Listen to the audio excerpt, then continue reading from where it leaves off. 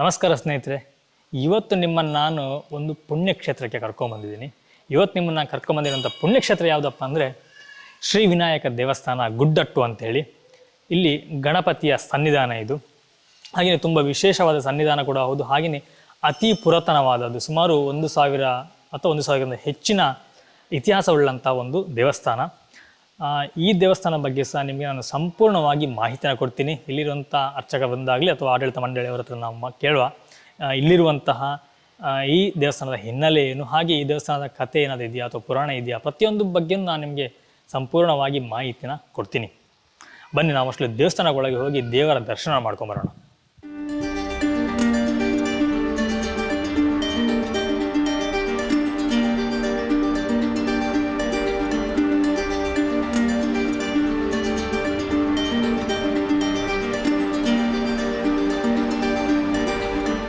ಸ್ನೇಹಿತರೆ, ಈ ದೇವಸ್ಥಾನದ ಇನ್ನೊಂದು ವಿಶೇಷ ಏನಂತಂದರೆ ಇಲ್ಲಿ ದುರ್ಗಾ ಪರಮೇಶ್ವರಿ ದೇವಿಯು ಮೂರ್ತಿ ರೂಪದಲ್ಲದೆ ಒಂದು ಕಲ್ಲಿನ ರೂಪದಲ್ಲಿ ಇಲ್ಲಿ ನೆಲೆಯಾಗಿದ್ದಾರೆ.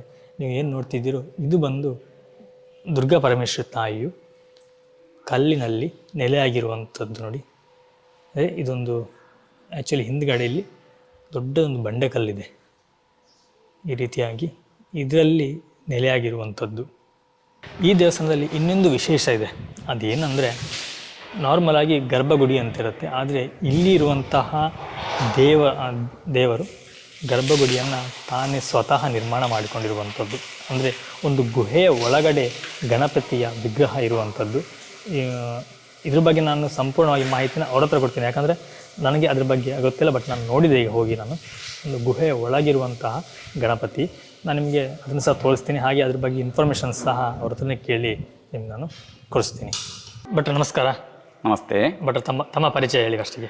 ನಾನು ಗಂಗಾಧರ್ ಅಡಿಗ ಅಂತ, ಈ ಕ್ಷೇತ್ರದ ಮ್ಯಾನೇಜರ್ ಆಗಿ ನಾನು ಕೆಲಸ ಮಾಡ್ತಾ ಇದ್ದೇನೆ. ಓಕೆ. ನಾವು ತುಂಬ ಕ್ಷೇತ್ರಗಳು ಹೋದ್ವಿ, ಹಾಗೆಯೇ ಇವತ್ತು ಈ ಕ್ಷೇತ್ರ ಸಹ ಬಂದಿದ್ದೇವೆ. ನನಗೆ ಸ್ವಲ್ಪ ಈ ಕ್ಷೇತ್ರದ ಬಗ್ಗೆ ಒಂದು ಪರಿಚಯ ಮಾಡಿಕೊಡಿ. ಸರಿ. ಇದು ಭಾಳ ವಿಶೇಷವಾಗಿರುವಂಥ ಒಂದು ಕ್ಷೇತ್ರ. ಇಲ್ಲಿದು ಹೇಗೆ ಅಂದರೆ ದೊಡ್ಡ ಬಂಡೆ, ಆ ಬಂಡೆಯ ಮಧ್ಯದಲ್ಲಿ ಗುಹೆ, ಆ ಗುಹೆ ಒಳಗೆ ಉದ್ಭವ ಆಗಿರುವಂತಹ ಗಣಪತಿ. ಇಲ್ಲಿಯ ವಿಶೇಷ ಅಂದರೆ 3 ಥರದಲ್ಲಿ ವಿಶೇಷವಾಗಿರುತ್ತೆ. ಒಂದನೇದಾಗಿ ಸ್ವಯಂಭು ಉದ್ಭವ ವಿನಾಯಕ, ಎರಡನೇದಾಗಿ ಜಲಾದಿವಾಸ, ಸದಾ 365 ದಿವಸ ಕೂಡ ನೀರಿನಲ್ಲಿ ಇರುವಂಥ ಗಣಪತಿ, ಜಲಾದಿವಾಸ ಗಣಪತಿ. ಮೂರನೇದಾಗಿ ಬಲಮುರಿ, ಸೊಂಡಿಲು ಬಲಗಡೆ ತಿರುಗಿದೆ ಬಲಮುರಿ ಅಂತ ಹೇಳ್ತಾರೆ, ಇದು ಬಲಮುರಿ ಗಣಪತಿ. ಹೀಗೆ 3 ಥರದಲ್ಲಿ ವಿಶೇಷವಾಗಿರುವಂಥ ಸನ್ನಿಧಾನ. ಇದಕ್ಕೆ ಎಷ್ಟು ವರ್ಷಗಳ ಇತಿಹಾಸ ಇದೆ ಭಟ್ರೆ? ಇದು ಬಹಳ ಪುರಾತನವಾಗಿರುವಂತಹ ಕ್ಷೇತ್ರ. ಇದು ನಮಗೆ ಲಿಖಿತವಾಗಿ ಯಾವುದೇ ರೀತಿಯಾದಂತಹ ಶಾಸನ ಏನೂ ಸಿಗಲಿಲ್ಲ. ಆದರೆ ನಮ್ಮದು ಗರ್ಭಗುಡಿ 1996ರಲ್ಲಿ ರಿನೋವೇಷನ್ ಆಗಿರುತ್ತೆ. ಆ ಸಮಯದಲ್ಲಿ ಕಲ್ಲಿನ ಗರ್ಭಗುಡಿ ಇತ್ತು, ತಾಮ್ರದ ಮಾಡಿತ್ತು. ಈಗ ನಾವು ಅದನ್ನು ತೆಗೆದು ಸಂಪೂರ್ಣವಾಗಿ ಜೀರ್ಣಾವಸ್ಥೆ ಆಗಿತ್ತು ಅಂತ ತೆಗೆದು ಅದನ್ನು ಈಗ ಹೊಸದಾಗಿ ನಾವು ರಚನೆ ಮಾಡಿದ್ದೇವೆ. ಆ ಹಳೆಯ ಕಲ್ಲನ್ನು ಪುರಾತತ್ವ ಇಲಾಖೆಯಿಂದ ಬಂದು ನೋಡಿ ಸಾಧಾರಣ 1000 ವರ್ಷಗಳ ಹಿಂದಿನ ಉಂಟು ಅನ್ನೋ ಅಭಿಪ್ರಾಯವನ್ನು ಪಟ್ಟಿದ್ದಾರೆ. ಓಕೆ. ಹಾಗೆಯೇ ಇಲ್ಲಿ ವಿಶೇಷದ ಪೂಜೆ ಅಂತ ಏನಿದೆ? ಇಲ್ಲಿ ವಿಶೇಷವಾಗಿರುವಂತಹ ಪೂಜೆ ಅಂದರೆ ಆಯಾರ ಕೊಡ ಅಂತ. ಸಾಮಾನ್ಯವಾಗಿ ಎಲ್ಲ ಕ್ಷೇತ್ರಗಳಲ್ಲೂ ಎಲ್ಲ ಸೇವೆಗಳು ಇರ್ತವೆ.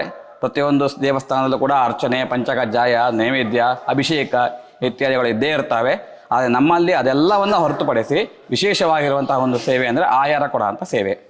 ಆಯಾರ ಅಂದರೆ 1000 ಬಿಂದಿಗೆಯಲ್ಲಿ ಆ ಗಣಪತಿಗೆ ಅಭಿಷೇಕ ಮಾಡುವಂಥದ್ದು ನಮ್ಮ ಈ ಕ್ಷೇತ್ರದ ಪ್ರಧಾನ ಸೇವೆಯಾಗಿ ಇರುವಂತೆ. ಓಕೆ. ಇದು ಸೇವೆ ಪ್ರತಿದಿನ ನಡೆಯುತ್ತೆ ಹೇಗೆ? ಪ್ರತಿನಿತ್ಯ ನಡೆಯುವಂತಹ ಸೇವೆ ಇದು. ದಿನಕ್ಕೆ 2 ಬಾರಿ ಸೇವೆ ಆಗ್ತಾ ಉಂಟು. ಬೆಳಿಗ್ಗೆ 7 ಗಂಟೆ ಪ್ರಾರಂಭವಾಗಿ 1 ಗಂಟೆವರೆಗೆ ನಿರಂತರವಾಗಿ 2 ಸೇವೆ ನಡೀತಾ ಇದೆ. ಈ ಸೇವೆಗೆ ಸಾಧಾರಣ 17 ವರ್ಷ ಬುಕ್ಕಿಂಗ್ ಇದೆ. ಈಗ ಮುಂಗಡವಾಗಿ ಬುಕ್ಕಿಂಗ್ ಇದೆ. ಯಾರು ಸೇವೆಯನ್ನ ಆರಿಸ್ಕೊಂಡಿರ್ತಾರೆ ಅವರು ಯಾವತ್ತು ಬೇಕಾದ್ರೂ ಕೊಡಬಹುದು. ಸರಿ. ಹಾಗೇನೆ ಈಗ ಭಕ್ತಾದಿಗಳು ಬರ್ಬೇಕಂತಂದ್ರೆ ಯಾವ ಸಮಯ ಸೂಕ್ತ ಅಂತ ಹೇಳ್ತೀರಿ? ಭಕ್ತಾದಿಗಳು ಹೆಚ್ಚಿಗೆ ಬರೋದಾದ್ರೆ ಸಾಧಾರಣ ಬುಧವಾರ ದಿನ, ಗುರುವಾರ ದಿನ ಇಂತಹ ಸಮಯದಲ್ಲಿ ಬಂದ್ರೆ ಇಲ್ಲಿ ಸ್ವಲ್ಪ ರಶ್ಗಳ ಸಂಖ್ಯೆ ಕಮ್ಮಿ ಇರುತ್ತೆ, ಜನಸಂದಣಿ ಕಮ್ಮಿ ಇರುತ್ತೆ. ಅಂತಹ ಸಮಯದಲ್ಲಿ ದರ್ಶನ ಮಾಡಲಿಕ್ಕೆ ಯೋಗ್ಯವಾದಂಥ ಸಮಯ. ಇಲ್ಲಿ ತುಂಬಾ ರಶ್ ಇರುವಂತದ್ದು ಮಂಗಳವಾರ, ಸಂಡೇ ಇಂತಹ ದಿನಗಳು ತುಂಬಾ ರಶ್ ಆಗಿರ್ತವೆ. ಹಾಗೇನೆ ಇಲ್ಲಿ ವರ್ಷಾವಧಿ ಜಾತ್ರೆ ಅಥವಾ ವರ್ಷಾವಧಿ ಏನಾದರೂ ಇದೆಯಾ? ಹೌದು, ನಮ್ಮಲ್ಲಿ ಮಾಘ ಬಹುಳ ಸಂಕಷ್ಟಿ ಆ ಸಮಯದಲ್ಲಿ ದೇವಸ್ಥಾನದ ವರ್ಧಂತಿ ಉತ್ಸವ ಅಂತ ನಾವು ಮಾಡ್ತಾ ಇದ್ದೇವೆ. ಆ ದಿನದಲ್ಲಿ ದೇವರ ಉತ್ಸವ, 1111 ಕಾಯಿ ಗಣಹೋಮ, ಹಾಗೆ ಇತರ ಸೇವೆಗಳು ಕೂಡ ನಡೆಯುತ್ತೆ. ಸರಿ.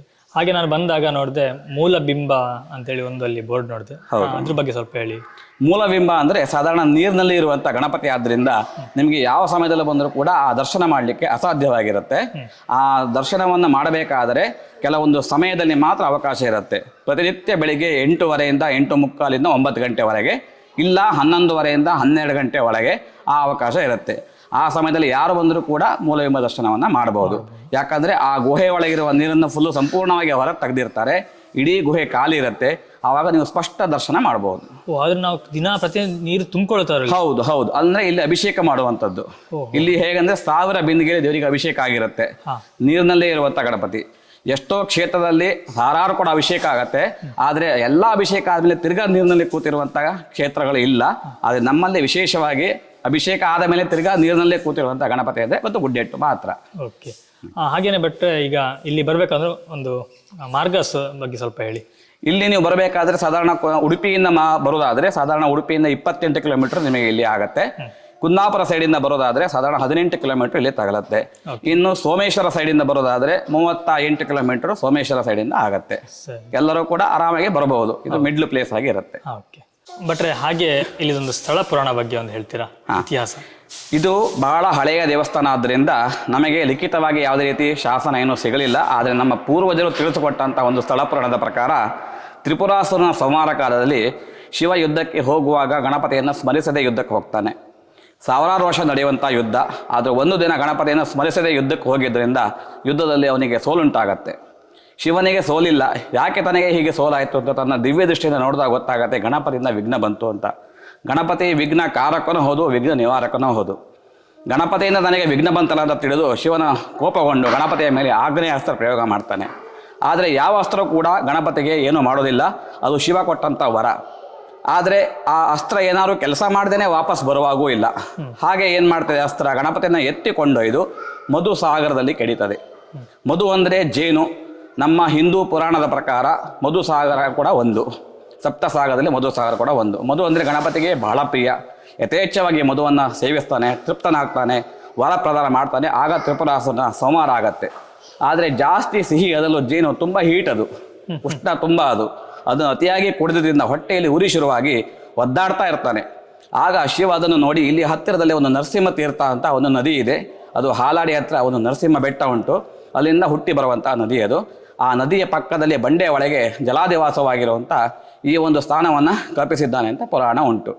ಹೊಟ್ಟೆಯ ಉರಿ ಶಮನಕ್ಕೋಸ್ಕರ ತಣ್ಣಗಿರುವ ನೀರಿನಲ್ಲಿ ಕುಳಿತಿರುವಂಥ ಗಣಪತಿ. ಬಟ್ ತುಂಬ ಧನ್ಯವಾದಗಳು, ತುಂಬ ಅಮೂಲ್ಯವಾದ ಮಾಹಿತಿನ ತಿಳಿಸ್ಕೊಟ್ರಿ. ಹಾಗೆಯೇ ಭಕ್ತಾದಿಗಳು ತುಂಬ ಜನ ಗೊತ್ತಿರಲ್ಲ, ಯಾಕಂದರೆ ಈ ದೇವಸ್ಥಾನ ಬಂದು ಹೋಗಿದ್ದಿರಬಹುದು, ಈ ಸ್ಥಳ ಪುರಾಣ ಬಗ್ಗೆ ಗೊತ್ತಿರಲಿಕ್ಕಿಲ್ಲ. ಹಾಗೆ ತುಂಬ ಒಳ್ಳೆಯ ಮಾಹಿತಿನ ಕೊಟ್ರಿ, ತುಂಬ ಧನ್ಯವಾದಗಳು. ಧನ್ಯವಾದಗಳು ಸ್ನೇಹಿತರೆ. ನಮಗೆ ಈ ಸ್ಥಳ ಪುರಾಣ ಬಗ್ಗೆ ಹಾಗೆ ಈ ಸ್ಥಳದ ಮಹಿಮೆ ಎಲ್ಲ ಹೇಳಿದ್ರು. ಹಾಗೆಯೇ ಅವ್ರು ಇನ್ನೊಂದು ಹೇಳಿದ್ರು, ಇಲ್ಲಿ ಮೂಲಬಿಂಬ ದರ್ಶನ ಮಾಡ್ಬೋದು ಅಂಥೇಳಿ.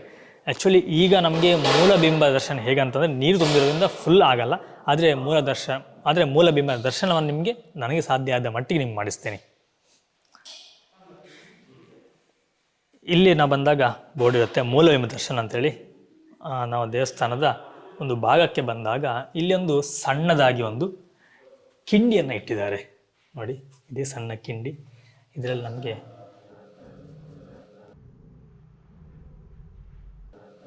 ಇಲ್ಲಿ ಕಾಣ್ತಾ ನೋಡಿ, ಇದೇ ಮೂಲಬಿಂಬ.